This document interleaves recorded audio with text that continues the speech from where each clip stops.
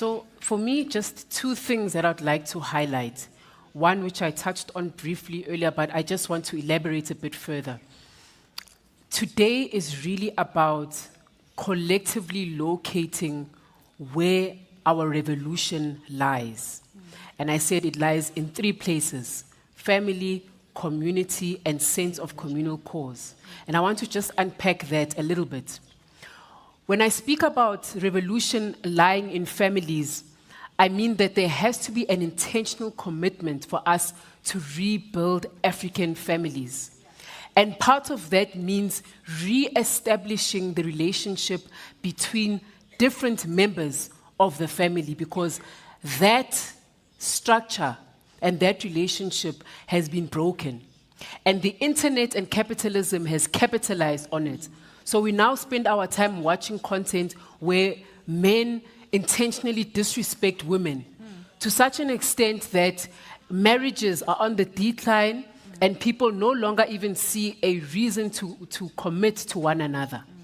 And so it's important for us to understand that colonization has thrived off of dismembering families.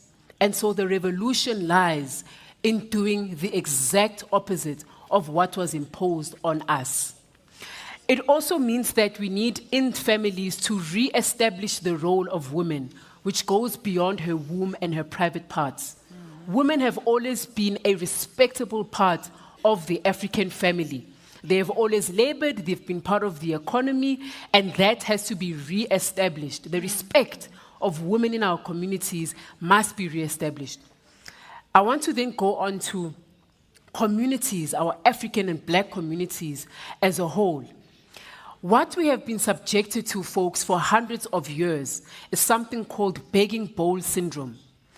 Ever since colonizers have come here, they created a system of valuing human beings that suggests that the farther you are away from whiteness and male identity and heteronormativity, the farther you are from being a human being.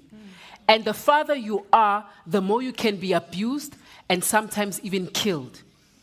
And so what we need to do as a society is to stop this thing of waiting for a political system or a government to evaluate what your value is as a human being. What we did in South Africa is that we changed the identity of the people who gave us our value. But we did not spend any time assessing our own value and establishing our value as human beings. That is why we are being abused